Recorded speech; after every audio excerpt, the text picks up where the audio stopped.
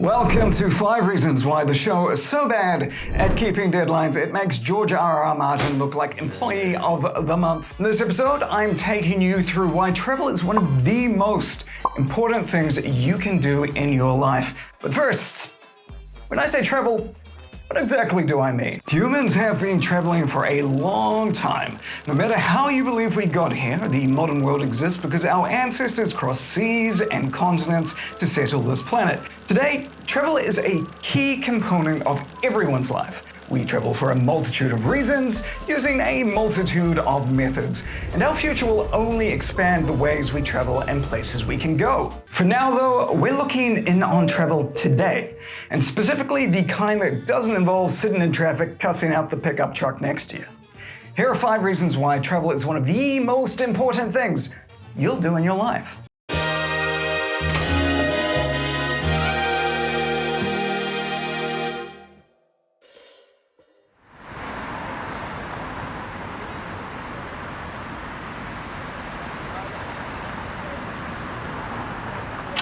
For most of us, our lives are set around routine.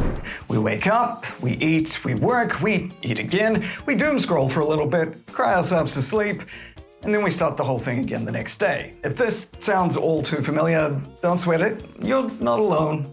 Turns out our brains don't like breaking routine. See, our brain is naturally evolved to seek out certainty and avoid threats. So when change is introduced, it's uncertain, which instinctively translates as a potential threat to either your psychological safety or your social status.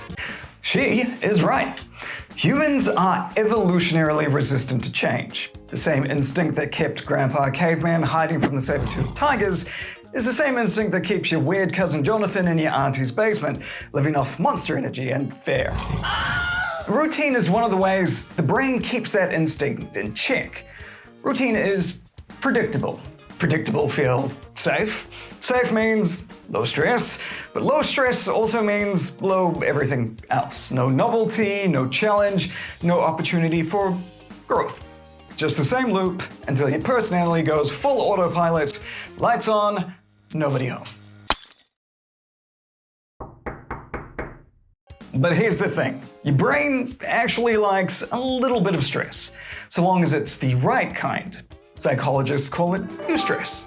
It's the kind of stress you get when something changes just enough to wake you up. Think less, I just hit something with the car, and more, I think I'll open that unlabeled can of mystery meat. Positive stress, also called eustress, can happen with a job change, promotion, a major accomplishment, or exciting life event.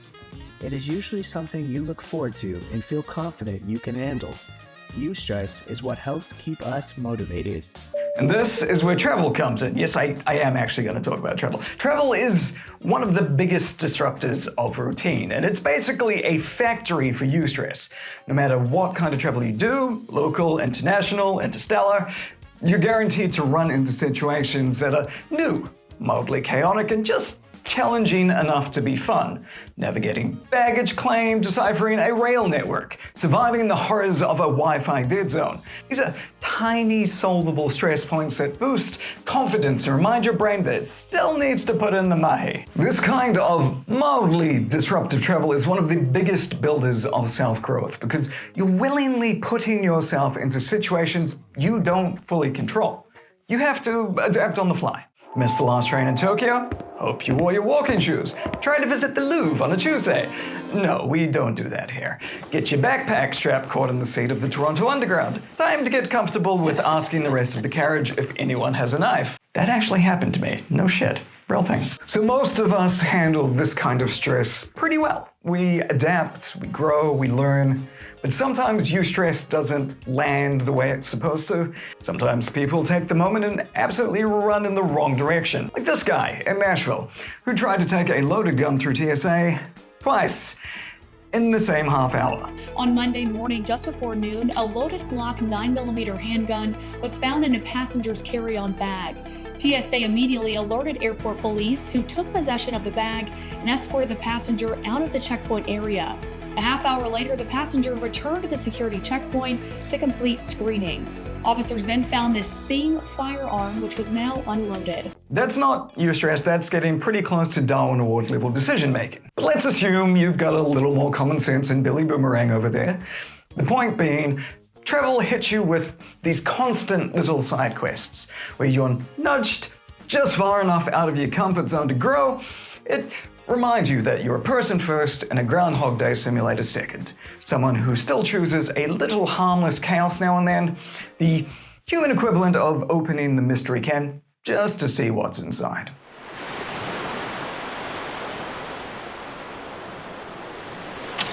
Okay, we already know traveling breaks your routine, but what do you do when your routine refuses to stay at home? When your routine is basically a pocket +1 that knows more about your day-to-day than your government-assigned FBI agent. If you are fortunate enough to travel across borders, you'll usually find that the moment your phone comes off of flight mode, your entire digital footprint gets a makeover. You go from being Steve Goodwin to Sunwoo Steve, and your little pocket pest immediately starts pitching you every e-travel product under the sun. Mate, you need an eSIM? I'll hook you up. How about an e-travel card? Don't even worry, mate, I got you covered. E-Kimbap? No f***ing idea what that is, but we'll get it to you. You become a digital anomaly as targeted advertising and internet algorithms suddenly don't know who you are or what your favorite brand of dishwashing liquid is. When you're using the internet or browsing on your phone or even using a smart TV, companies are keeping track of your behavior. And they use that information to figure out what you might be interested in. And they take that and they combine it with data about who you interact with, what stores you shop at, and they use that to build ads that they think are more likely to get you to click. Wow, I guess I should be thanking Thomas for explaining all of this to me. Thanks, Thomas. Well deserved. When you travel, your phone stops being an advertising portal and basically becomes mission control. Maps, translation apps, Pokemon Go. Suddenly, they outrank everything else. And those ads in those spaces, they're way less aggressive than the buy this posture-correcting smart shirt energy you get on social platforms. Because the second the targeted ads disappear and the algorithm takes a sabbatical, you stop getting nudged in any particular direction or recommended anything with real weight. You're just present. Actually present. That's an experience worth having. It's the same energy as that old Look Up campaign, the one begging people to stop living life through a screen long enough to notice that they're walking into traffic. Travel kind of forces that on you. You can't doom scroll your way through a foreign train station unless you want to end up in the wrong prefecture. That's the real magic of travel. For a little while, you get to be the most you've been in ages, because nothing, not even your phone, is trying to decide for you.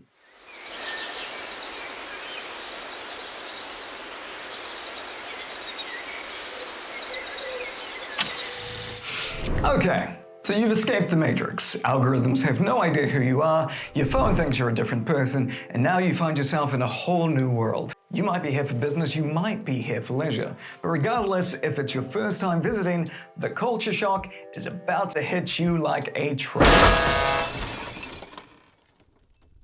I mean, everything hits you at once. New sights, new sounds, new social norms, new languages, new ways of crossing the road that have you suddenly finding God. But what if, much like eustress, this is actually a good thing? Not the getting hit by a car part, but culture shock in general. As explained here, culture shock might just be the best sort of shock you can get. Although the majority of people who travel abroad experience a degree of a culture shock, it is nothing to be afraid of. In fact, experiencing culture shock is a very positive thing, especially during young adulthood, because it gives you the opportunity to learn about yourself, teaches you how to think on your feet and adapt, and presents you with the opportunity to immerse yourself in an entirely new culture and then emerge as a global citizen. So yes, as strange as it sounds, culture shock is kind of good for you. And I realize at this point I've just spent the last 15 minutes telling you why travel will stress you the out, while still insisting it's a positive experience and you should absolutely do it. But here's the thing, it's not always like that.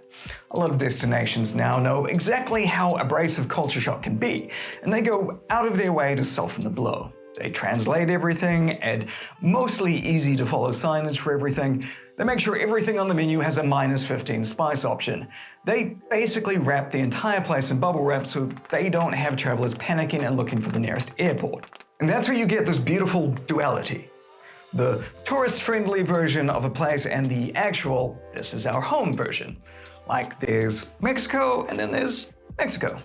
There's Japan and then there's Japan. There's New Zealand and there's New Zealand. And the travel industry is very aware of this duality to the point where it actively manages it. There's usually a whole travel infrastructure designed to gently guide you through culture shock in a way that lets you choose your own adventure. Guided tours give you a culture shock light version of the world, skipping the harsh realities and speed running you between Instagrammable backdrops while informing you all about the awful shit that happened there 1,000 years ago. Behind you is the world's largest tulip field, planted in 1895 by 500 one-eyed orphans, which was especially impressive considering the land wasn't reclaimed from the sea until 1942.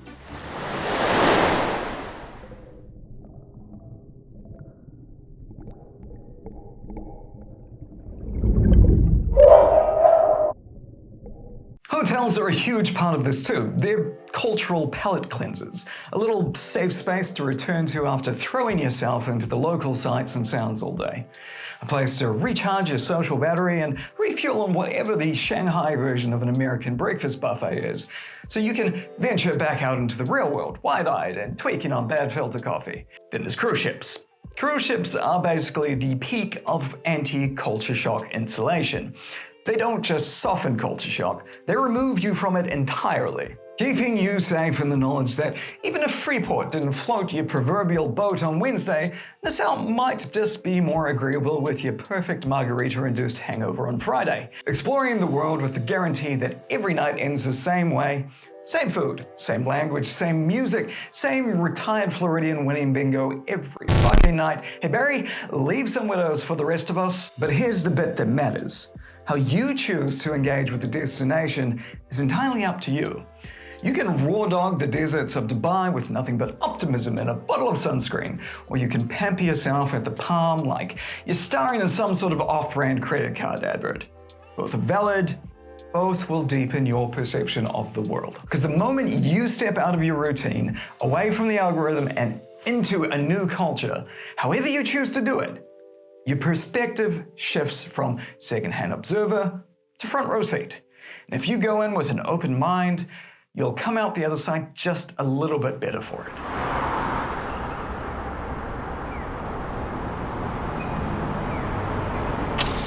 If all of this is starting to sound like a bit too much, it's worth remembering something important.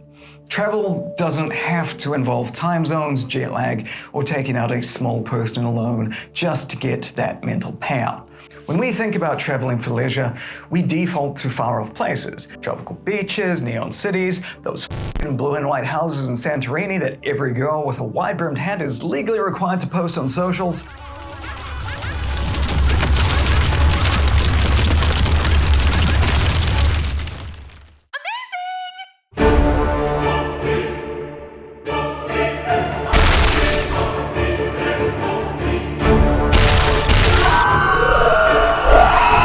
But sometimes the best trip you can take is the one that doesn't require a boarding pass. If I ask you to close your eyes and picture your dream destination, I'm willing to bet Resurrect Art Coffee House Gallery in Seward, Alaska isn't the first thing your brain serves up. Odd Mountain Oddities in Katoomba, New South Wales probably isn't lighting up your prefrontal cortex either. And I'm guessing that the Cork Bay Trading Post in Cape Town isn't exactly burned into your hippocampus. And if you did say yes to any of those, I don't fucking believe you. The point is, travel doesn't need to be far. These places exist everywhere. You drive past them every day, you tell yourself, one day I'll stop in. But unless you're forced into it by a visiting friend, that day never comes. It's not just the quirky little places, even the big ticket attractions get ignored by locals. The Statue of Liberty had nearly 4 million visitors last year, and I promise you almost none of them were New Yorkers. In fact, the first time most New Yorkers even noticed her was in June of 1989 when she broke off her base and walked down Fifth Avenue. Over in Paris, It's the same story. The Eiffel Tower had more than 6 million visitors, and 81% of them weren't even French. Actual Parisians, they just treat it like a giant nightlight. At this point, we should just swap the two landmarks and see how long it takes anyone to notice. Keeping it local isn't just convenient, and it isn't just saving you from a romantic encounter with the TSA. It actually matters. When you spend money close to home, you're supporting the businesses that make your community feel like a community. You're helping the cafes, bookstores, galleries, and weird little bone shops survive. In an economy where international tourism is no longer a guarantee, you're basically giving your neighborhood economic vitamins. I also want to acknowledge something important. Not everyone is in a place where even local tourism is possible. Money, mobility, time, health, these things are real roadblocks, and that's okay. Travel isn't a moral achievement. You're not failing at life because you didn't drive to a lighthouse last weekend. But if you do want to dip your toe into travel without taking the training wheels off, a bus timetable and a vague sense of direction is more than enough to get you started.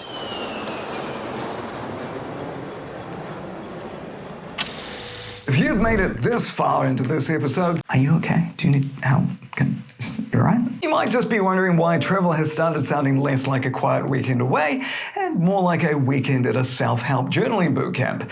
I may have accidentally pressed upon you that every trip needs to change your life or expand your worldview, like your next trip to the grocery store needs to end with you getting a Eat, Pray, Love tattoo from the self-checkout. It doesn't. Sometimes you just need a break. Sometimes you just need to sit in a different chair, in a different place, and eat similar food with slightly different utensils. Travel doesn't need to be profound. It can just be a trip to somewhere you haven't been in a minute. A place that reminds you of a time when your knees didn't hurt when you stood up too quickly. Maybe somewhere you used to live. Somewhere you want to share with someone who hasn't been there before.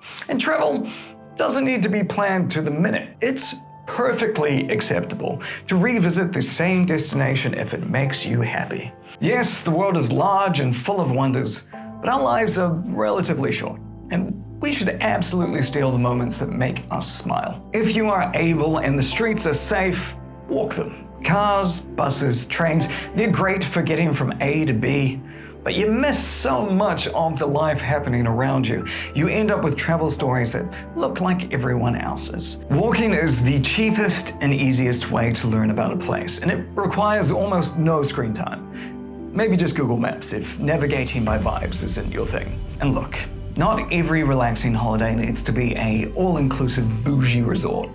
Sometimes it's a tent, sometimes it's a slightly leaky batch, and sometimes it's an Airbnb where the stunning view is actually just an A2 poster of a Windows screensaver blue tacked to the wall. Which, by the way, is not a joke. That has happened multiple times, and I'm not sure how it's legal, and I don't know how people keep getting away with it.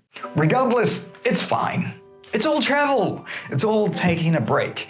And as you'll see in this video, taking a break is very important. It's really important that people take vacation. What we don't realize is that stress accumulates over time, and it becomes difficult to manage the most routine tasks and challenges. Vacation basically means a break from our day-to-day routines. For example, doing something like, say, going to the art museum or catching a movie, or even something that's more restorative like a massage. If you live in the city, making sure you get to a local park could be a wonderful way to get outside, to expand awareness, to leave our thoughts at work, giving yourself the permission to just be. And that's something that we rarely take the time to do. It doesn't have to be expensive, but ultimately the benefits are that we feel restored, we feel better able to come back to our day-to-day with a more creative outlook and mindset. So rest isn't a luxury, it's maintenance. The world is faster now, and I'm gonna go out on a limb and say that being hit with new tech every 5 minutes, being always connected without actually being connected, and chewing through entertainment in 20-second bursts probably isn't great for us. So if we can step away from it for a bit, we should. And if you can't travel right now, that's okay too. Like I've already said, life is complicated. Travel shouldn't be a tick box quest to collect countries. It's literal and figurative journey. And everyone's version is slightly different. But if you can take a break, even a tiny break, a day, an afternoon, a bus ride to the next town over, Be kind to yourself and take it. Everyone deserves a life that has more in it than just wash, rinse, repeat. In this episode, I've tried to impress upon you that travel is more than just a change of scenery.